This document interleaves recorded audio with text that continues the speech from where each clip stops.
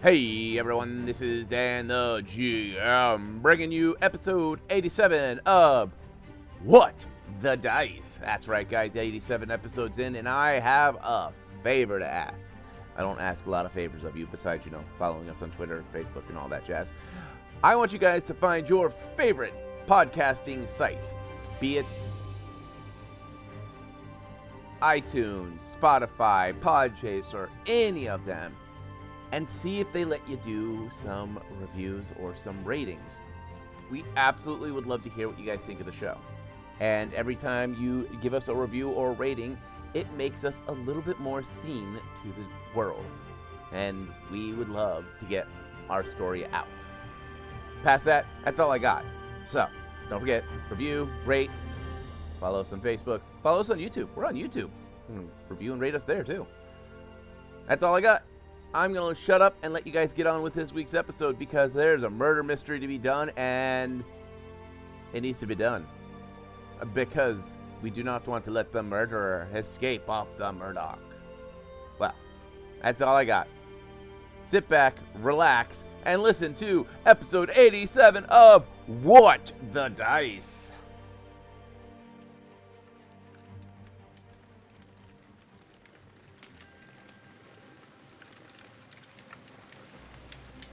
As we approach the campsite of the storyteller, the cabin is just slightly more built. You can see structure points being set up, and the flooring has gotten a little bit better. The campfire in front of us is lit and is roaring. The storyteller is holding his hands out, warming them. Looks at us and gives us a smile. Ah, me friends, welcome, welcome. Have a seat. So, it seems as if the adventurers have found more clues. A blood-stained scarf and strange, sparkly dust. Now they must figure out how to identify these clues, and what, and who, and why.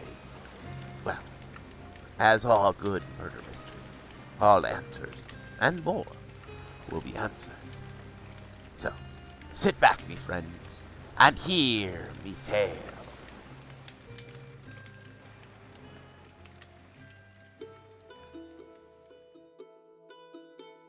In the last episode, Kalila and Faye snuck back into the poor lady Katana's room after getting her super drunk, and pulled out the scarf that they had hidden.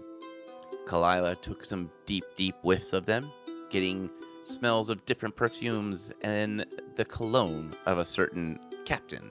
Well, what is now a deceased captain, as well as the scent of blood. Hiding into the bathroom, they began to play with the scarf to figure out if Lady Katana would need to wrap the long scarf around her hands to strangle somebody. Defibulous had a chance to disappear down below decks and poked around in the engine room, finding a shiny powder, leading him to believe that it is gemstone dust or maybe some metal fragments. We left off with Faye wandering the halls as everyone besides the team started to fall asleep for the night. Faye, seeing you were the last one that I spoke to, what would you like to do? Well, since everybody's retreated, I think I'm probably going to go up and seat myself at the bar. Okay. At the bar, the music that is playing is gentle and fairly soft. It's that gentle, they want you to go to bed type thing. The clockwork robots are continuing to work throughout the night. Some of them are cleaning the bar, others are restocking bottles from crates that are stowed underneath. What do you want to do? Put in an order for something. One of the clockwork robots clicks and nods and begins to make you your drink. What did you order? Whiskey, neat. Okay. A minute or two passes by, and the clockwork robot places a whiskey neat in front of you, and then returns to its duties. I'm just gonna sit there sipping on my whiskey, thinking. There's a lot to think over at the moment. Okay. Kalila and Defibulus, where are you guys at? I headed back to the room because I knew Faye was going to go talk to Terry, and there was really no reason why Kalila needed to be there for that. So she's just been kicking back, waiting for everybody else to come back into the room while, mostly sitting there staring at the door, trying to figure this out. Okay. And Defibulus. He was on his way back to the room last I checked. Okay. So a moment or two passes by, and Kalila, the door opens up, and you see Defibulus entering. Hey, what'd you find out? Well, the engineer hammered the thing shut. I can't poke around the box too much because the wires are damaged and there's a lot of pretty electricity arcing about. But I did get some dust. Where's Faye? Last I left her, she was talking to Terry, and I don't know where Terry was. I'm assuming he's at the top of the stairs. I didn't see him, but I don't know. Because what we did confirm, the scarf that was used to strangle the captain with did have blood on it. We determined that one of the two women in that relationship is probably the culprit. Wrapped it around the neck twice and used the scarf around their wrists to get the leverage. So there was no marks on the hand, but there was markings on the wrist that suggested such. We did get that confirmation. And it smelled like the captain. His cologne was there.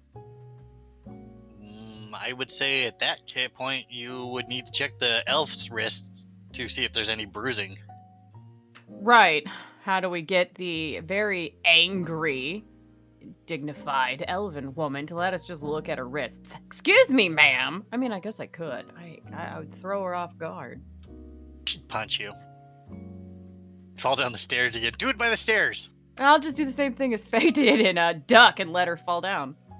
But I don't know. She might Terry- have bruising on her wrists now, though, because of falling down the stairs. So Yeah, who but- would be to say which way the bruising came from? I would assume the bruising would look different from like falling and hurting yourself versus you tied something around your wrist and bruised it from pulling too hard. True. But where was I going with this? Yeah, I thought, didn't we have like permission from the person in charge of the ship now to investigate people as necessary? I don't remember. I don't know. I mean, I would assume that they're going to let us, but they don't. We have under the agreements that we didn't give away the fact the captain was dead. How do you do that? Well, if we had we could always make up a lie or something along the lines of, hey, we found lost jewelry and we were trying to match it with its owner or something. I don't know. I'm good at Well- blowing stuff up and shooting things. I'm better at that too. I enjoy hunting, but this is ridiculous. But, But if you wanted to go find Faye, I'd say go find Terry. yeah, that's probably a good idea. I'm not quite tired enough to sleep yet. All right, fine. I'll come. Had to twist your arm, didn't I? Yeah, a little bit. I'll get some. Oh, I need to return this to wait. All right. Yeah, I remember now. We needed to, what we do, before we go up there, while we're behind closed doors, we need to come up with a way to distract the grumpy elf lady. So we can get Faye back into the room to get the letters, to take the letters and get them translated. And the elven cook can translate it.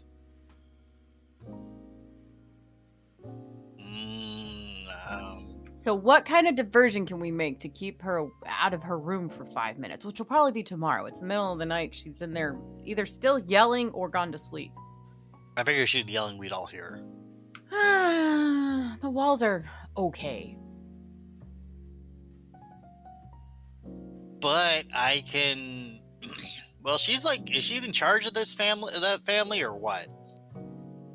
I don't know. That might be a Faye question.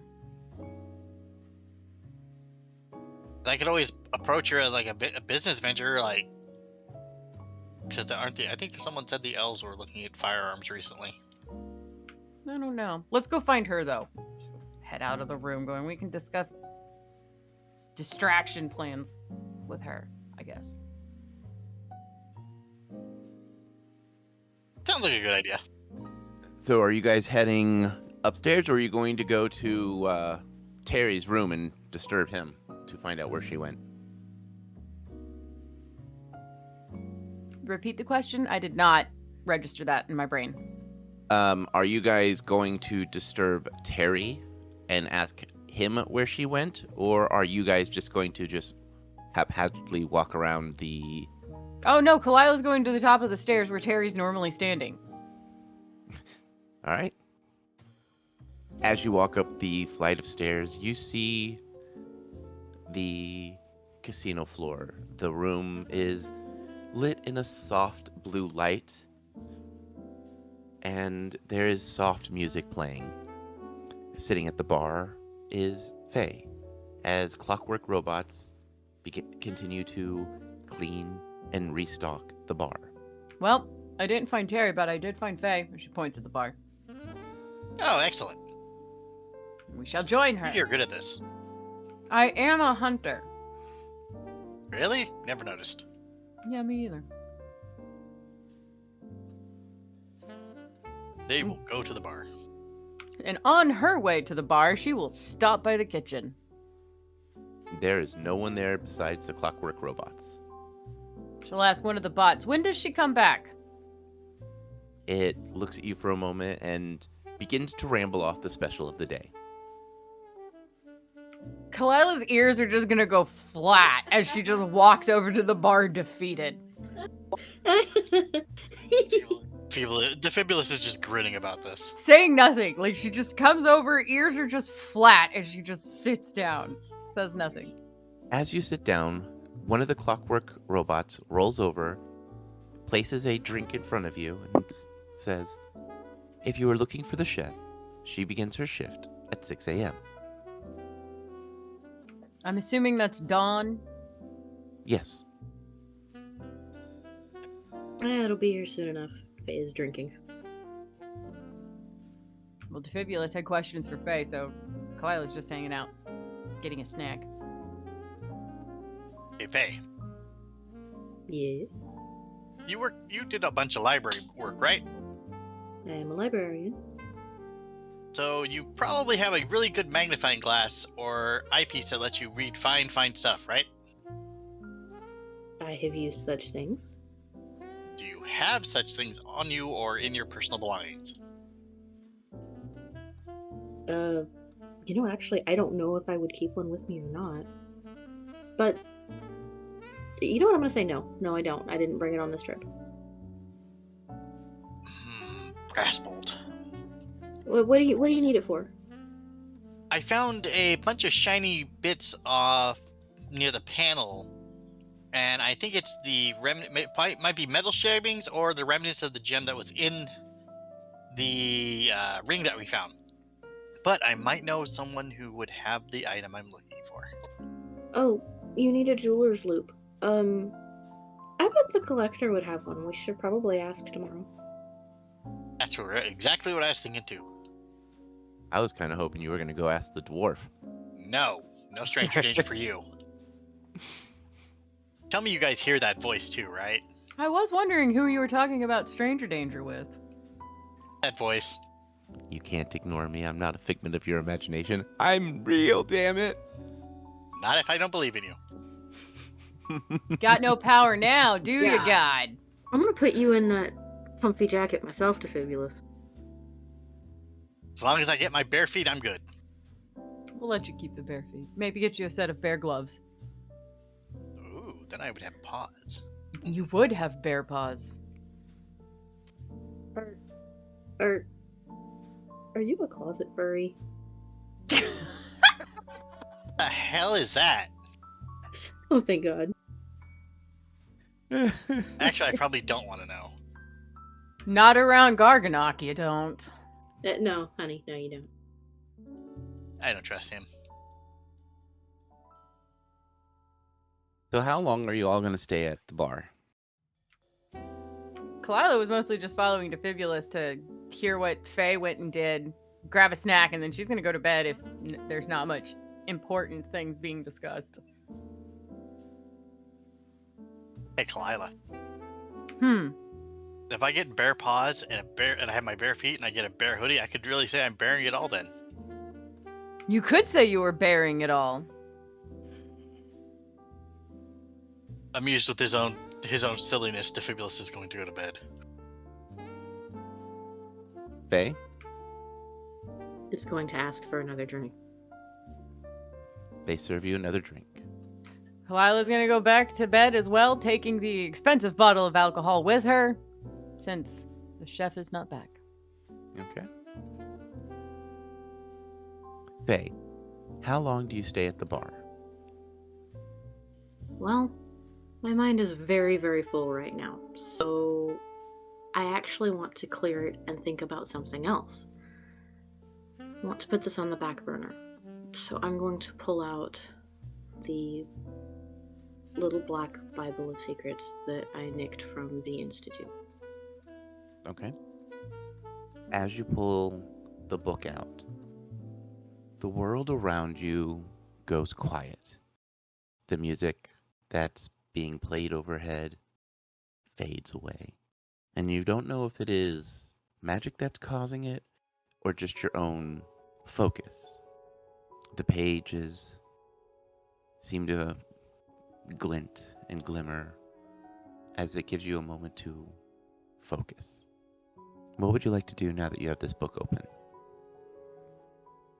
Kind of idly flip through the pages and see if I can decipher anything, because I think the script is still kind of wiggling around. As you flip through the book, you see things like broken up comments of troop movement.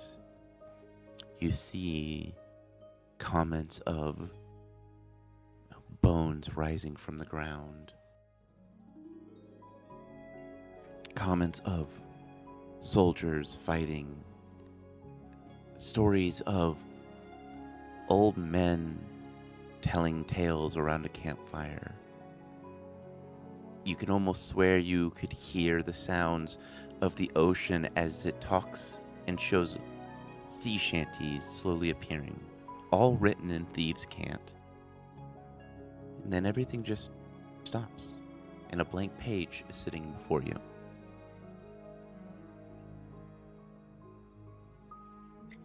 Faye is going to close the book, finish her drink, take the book and go to bed.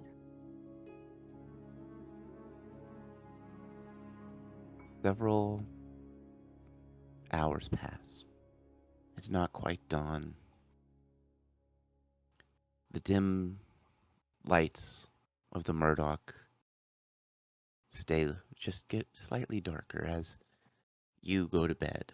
Your room has a strange lullaby played through. It's soft and almost barely noticeable. As you lay in bed, you can almost hear the sounds of arguments. You can't tell from where, but there's definitely an argument. Then it stops. Then there's another. And then it stops again. You drift off, and then just before the sun actually breaks the horizon, there's a pounding at your front door. Who would wake up first? I'll have to toss up probably between, well, Faye. Faye or Kalila. Faye is already halfway out of the bed before the pounding stops. Fair enough. As you open the door, a hulking individual pushes you in and slams the door shut. It's Baka Baklava. He is dressed in a robe that is almost 2 sizes too small.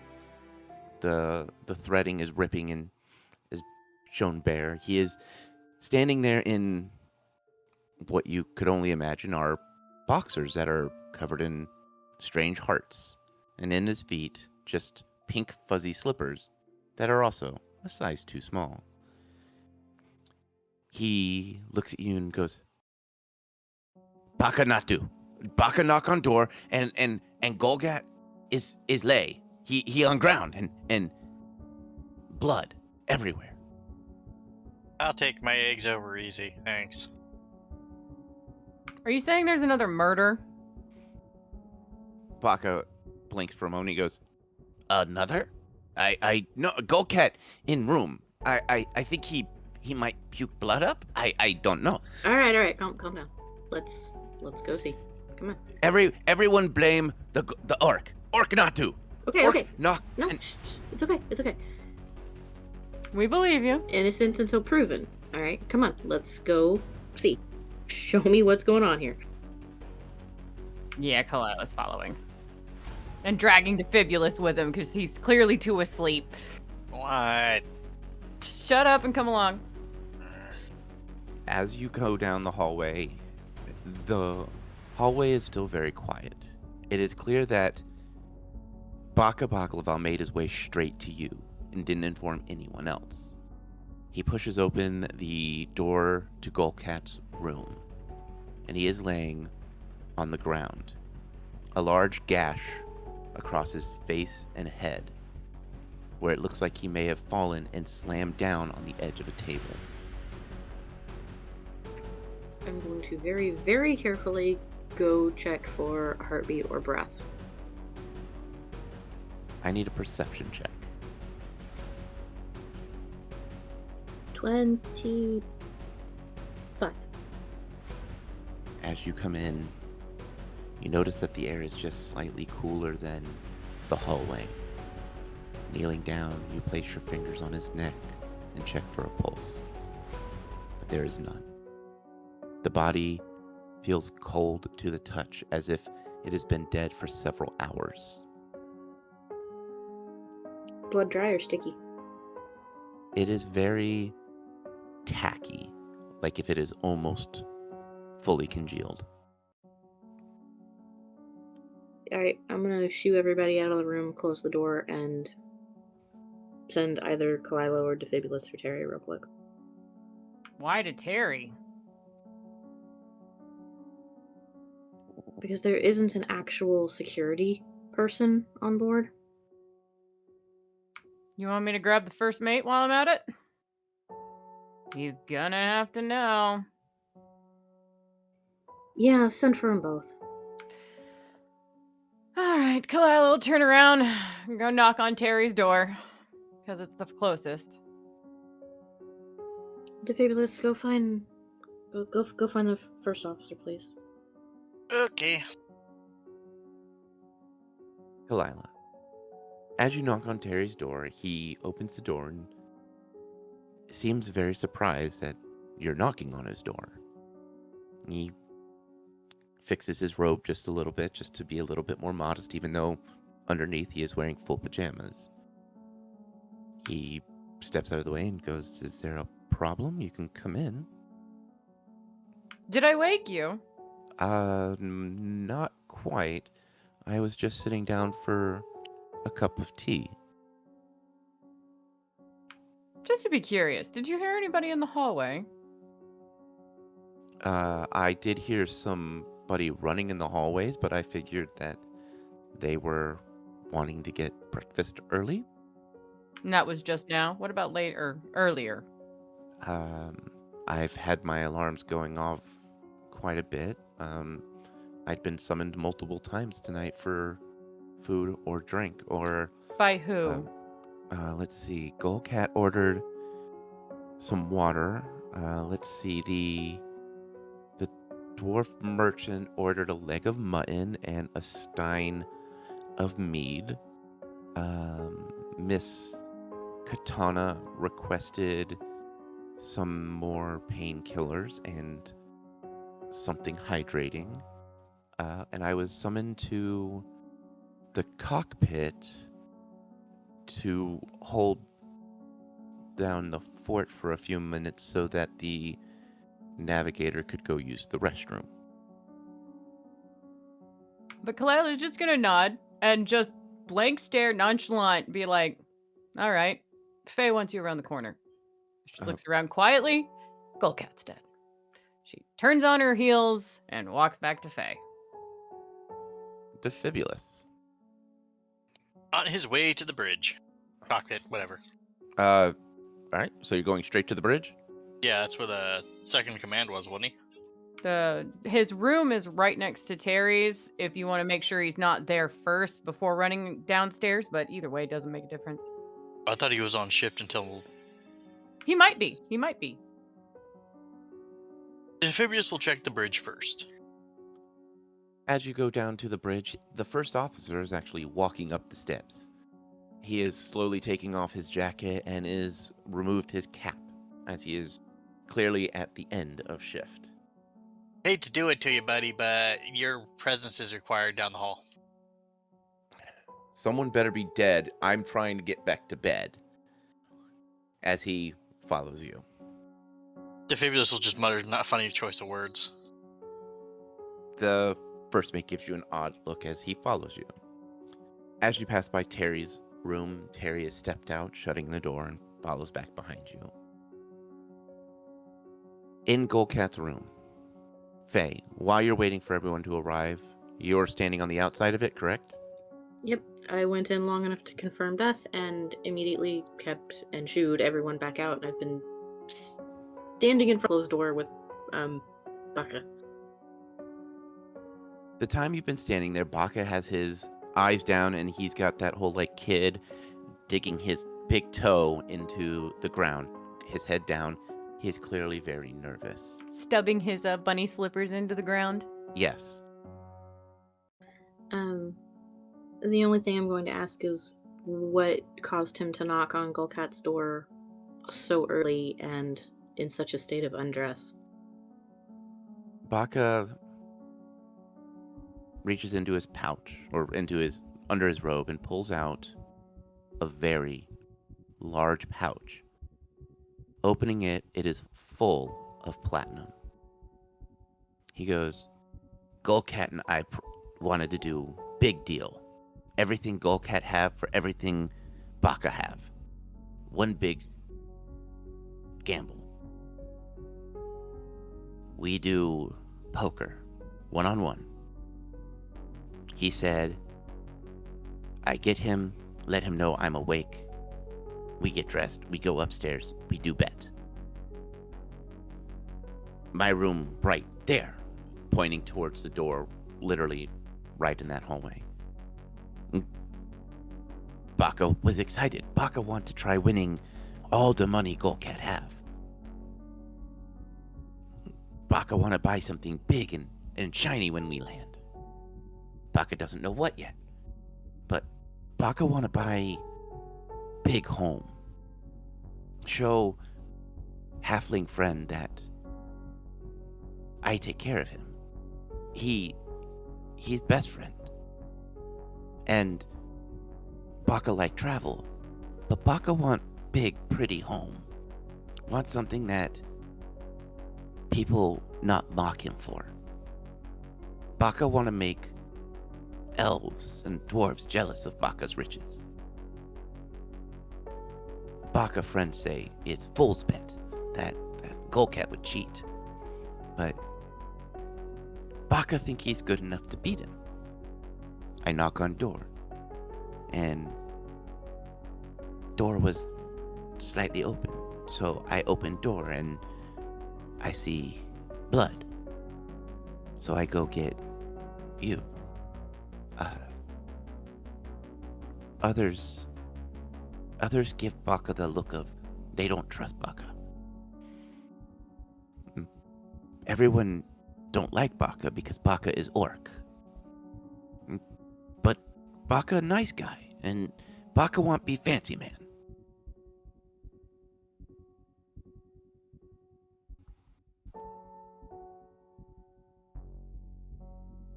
You have won the hearts of everyone everywhere for this poor fancy man troll orc. You got even wrong. I'm gonna cry. I'm gonna fucking cry.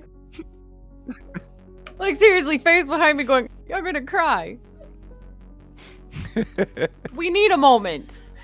You can't do this to me, man. No matter what happens, he's always gonna be the fancy orc. Like, I think there's legit tears over here. Like, there's some giggle tears, but there's some legit tears over here. Okay, I can understand this shit. I could feel him. All right, give me a sec here. I apologize for nothing. As you should. All right, can I roll a sense motive on him real quick? Absolutely. Okay, my dice are overcome too. I just rolled a 5, so let me see what my modifier is. Brings it all the way up to a 16. You believe him. I'm going to reach over and soothingly pat his forearm, which is probably the safest place to touch him at the moment, considering his state of undress. And going to soothingly pat him, kind of a there motion. All right, we'll get this sorted out, okay? He gently nods. He goes, Baka will be in room. Probably a good idea. Just kind of stay there. I'll make sure somebody brings you breakfast, okay? Okay, Baka will go. Baka will read magazine and stay quiet. He slowly shuffles off and opens the door, and it just slowly closes, and you could almost barely hear the latch click. As the door clicks, you see Defibulus, Kalila, the first mate, and Terry walking up. Kalila just snarkily goes, we're back. I haven't gone anywhere. I'm just gonna open the door for everybody to see what's going on in there. Actually, Kalila will stop everyone and go, let me sniff it first before you all taint it with your scents. Okay. Do the thing, girly. She will go sniffing. Perception check. Oh, and 22. With a 22, you start sniffing around. And the initial thing that hits your senses is the overpowering smell of blood. Getting past that, there's this sickly sweetness tinged in the air. All right, she's going to hone in on that and try and figure out what the heck the sweetness is. Perception check. Dirty 20.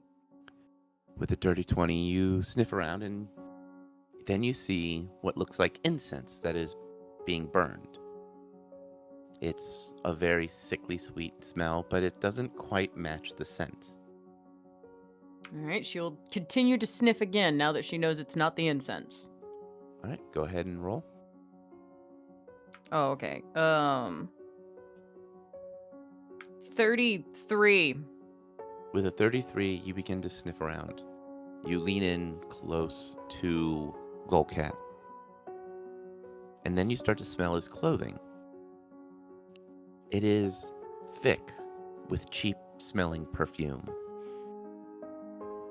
You smell up around the bed, and you smell that maybe someone was sitting on the bed, or they were sitting together on the bed. But it is definitely on the bed and on him. On his shoulders, back, chest area. You might pick up a little bit on, like, the neck area. but it is a very cheap smelling perfume. Okay, now that she has all the sniffs, she will allow everybody else in Okay.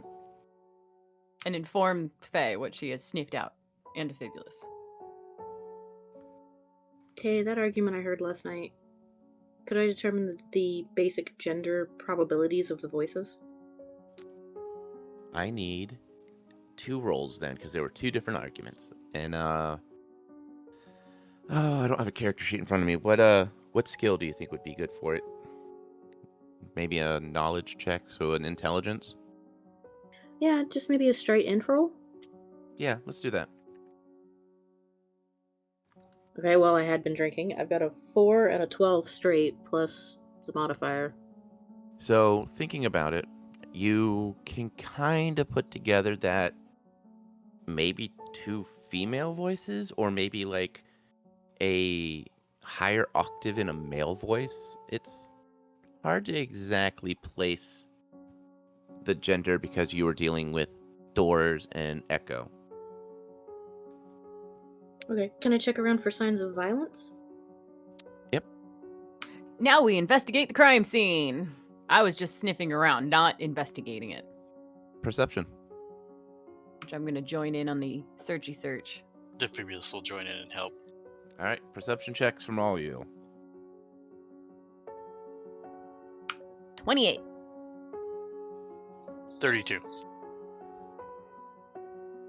I'm waiting on Faye. 29. My math was way off.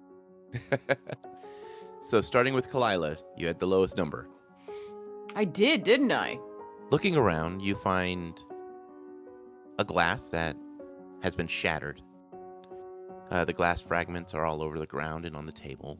Maybe when he fell, he hit his head and it shattered it, or he hit his head on it. The bed is messed up. Looks like it hadn't been slept in. Looks like someone had maybe sat on it. You don't see any footprints in the blood. You also don't really notice anything completely out of place. But then as you look around, you notice that there was 2 plates of food. One that had what looks like sweet pastries and things like that, and another that had fruits and honeys. Faye, you had the next highest roll. As you begin searching around, you start to notice that Gukat isn't in what he was wearing the night before. It looks like he maybe dressed up a little nicer. You see a pocket watch slipped into a pocket with a gold chain. He's in more like slacks and dress shoes over what he was wearing. His shirt looks like it has been was freshly pressed. You also notice that there's some lipstick, the same harlot red lipstick, on his lips and stained in some of the areas around his neck. Defibulus, as you looked around, you noticed that the room was slightly colder than it would normally have been. You start to look close, and then you notice there is what looks like ice crystals that have formed on Gulkat's skin, in his face area, and the carpet is slightly damp with what feels like ice or melted ice. What time did Gukat leave yesterday? Like, go to his room? Well, Faye was wandering the hallway, so anywhere between midnight and 1:30-ish, maybe 2. And it is approximately, we'll call it like 4:35. So he's way colder than he should be by this point. Yeah, I was Mhm. about to say that. Fabulous will kind of cock his head and decide, hey guys, anyone else notice how cold this room is? And how cold the Gukat is? There's like ice crystals on his face and the carpet's damp. More spell use, maybe? We have an undeclared magic user on board, guys. Which, Kalila, since it seems to make sense, at least in here, will detect for magic just to make sure there's no other magical items around to explain something. Perception check. 27. Kalila, as you look around, inside the blood, you find two fading magical glints. Reaching into the blood gingerly, using your claws most likely, you pick up a single blue gem that is split in half. Hey, Faye. Defibulous. Mm, She's just delicately holding something bloody between her claw.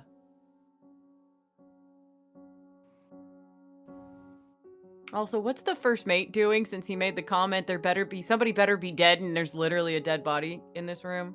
I assume just watching. It's just watching.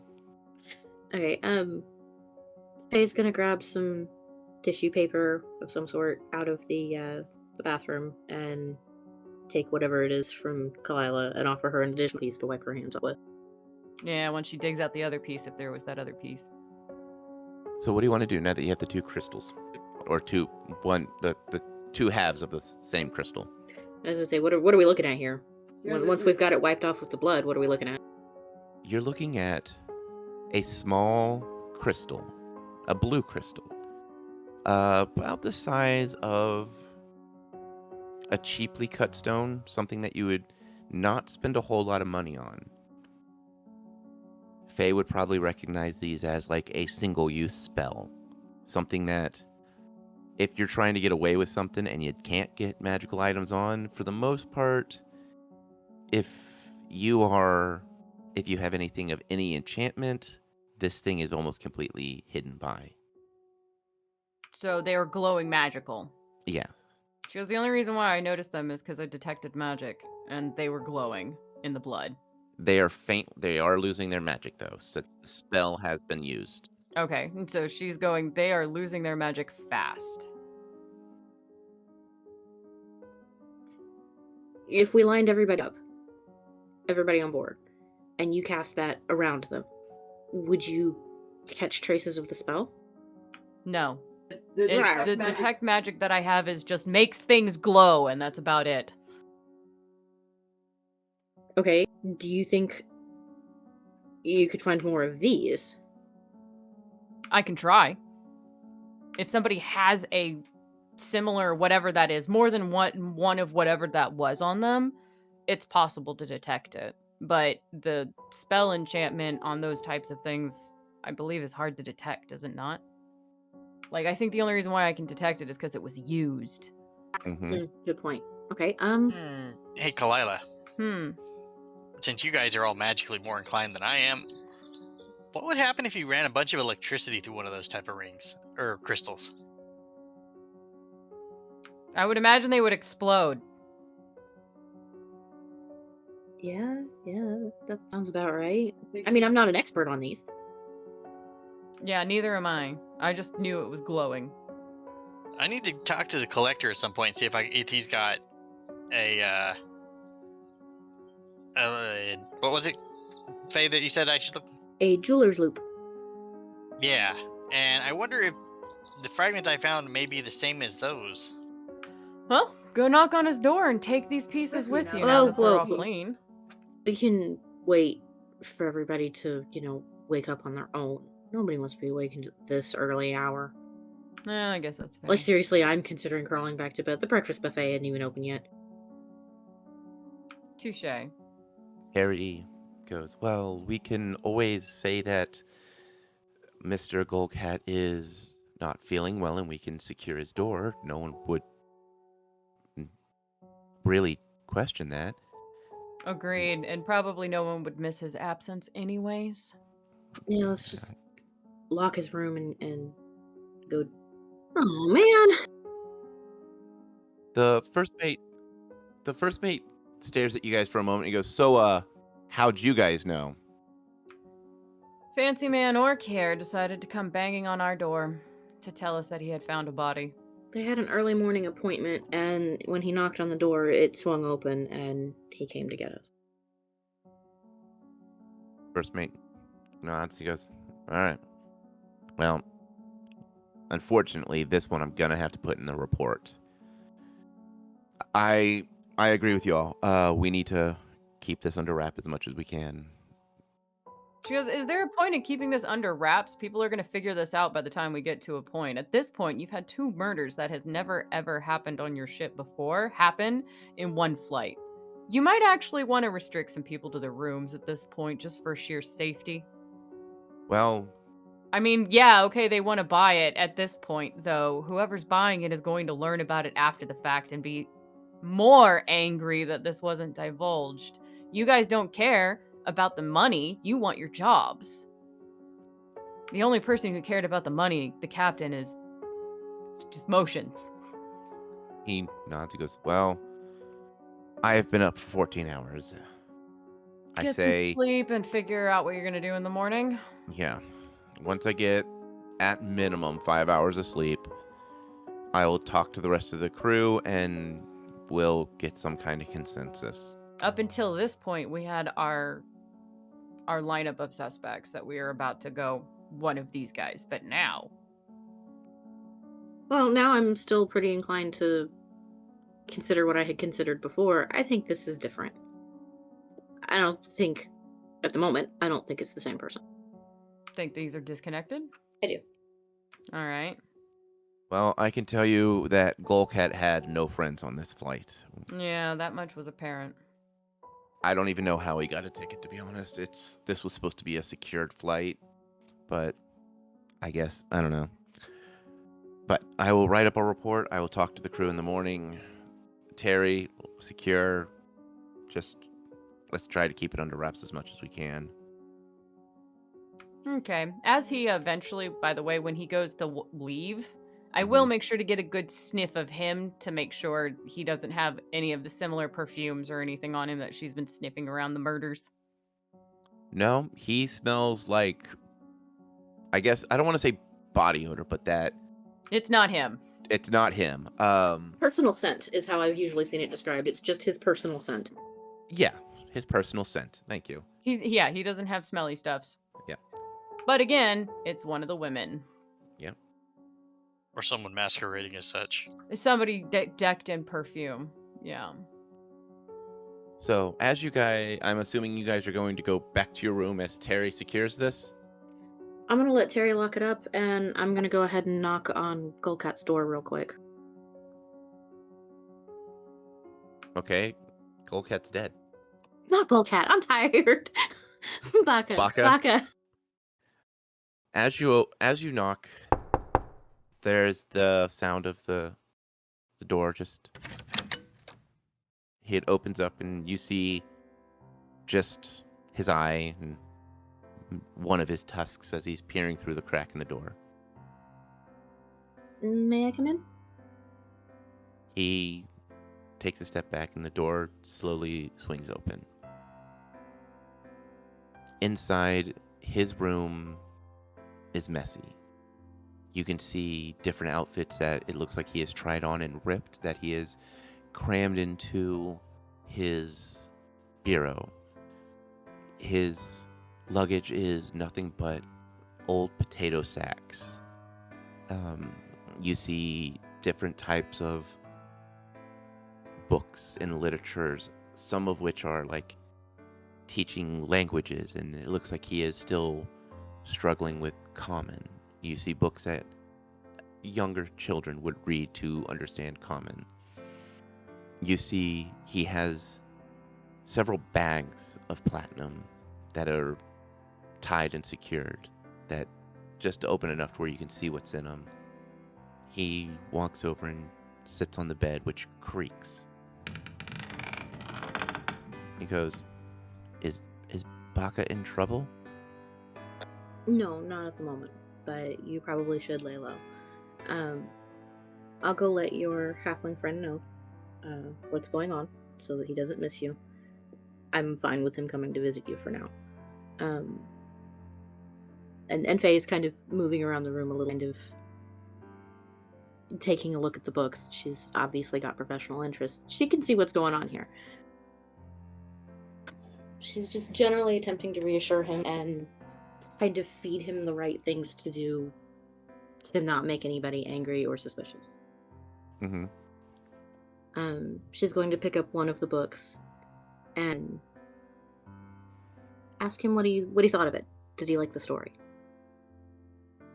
He looks at the book and he kind of shrugs lightly. He goes, Baka understood about half. Baka liked that hero wasn't human like other books. The hero was dwarf. And was not like superhero. He was just common man that got thrown into bad place. Baka likes adventure stories, but doesn't at the same time. They shine bad light on orc. Not all orc bad. Orc do what orc do to survive. He gives a light shrug and he goes, Baka don't like that people don't like Baka for Baka being Baka. Baka, you're doing just fine. Representation matters. I do know a series by an author. It's a little bit possibly beyond your range right now. I'll write it down for you. Look him up. You might like it. It's about some good orcs. He nods. Baka would like. I'll write it down for you. Kalila and Defibulus, are you going back to your rooms? Kalila on her way back to the room, even though it's in the opposite direction, would have tried to see if she could smell the perfume in the hallway that was on Gullcat's to see if it happened to go down the corridor of the two women she already suspects for the other captain murder. Perception check. 27. It definitely is coming from the direction of that hallway. Right. I figured it was going to permeate down that corridor, and there's probably not a way to tell which door it's coming from. But I'm going to sniff it anyways. Defibulus is going to look down the hallway. Just look through the hallway and see if anything may have got discarded while someone left. Snippy trail. Sniff, sniff, sniff, sniff, sniff. The sniffy trails. I need a perception check from Kalila and a perception check from Defibulus. Defibulus is staring at his bare feet going, these are really nice boots. All right, then. You know, Kalila's like, good enough. Probably. I rolled a 2. Okay. So, I'm assuming with that, you two are heading back to your room? Unless she hears screaming or yelling, yeah. Okay. Defibulus is going to shake his head like, there's no time to admire my boots. Gonna search again? Yes, Kalila, but they are nice boots. they are nice boots. All right. One more perception check. 29. With a 29, as you are staring down at your toes, wiggling them in the boots, you notice something glint between two floorboards.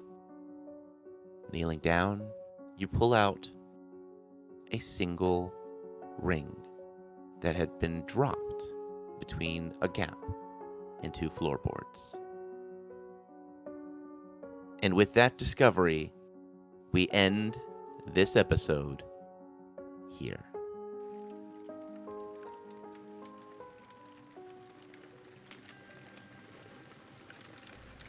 Well, me friends. It seems as if the adventurers have found a few new clues. A scent in which Kalila follows down the trail. Defibulus, a ring of unknown origins. And Faye, narrowing out one suspect by chatting with Baka Baklava. Well, it seems as if this quiet little cruise has become more. And with a second murder on the books, it seems as if time is against the adventurers. Well, that is all the time we have for this eve. And as always, me friends, may the dice gods bless your every roll.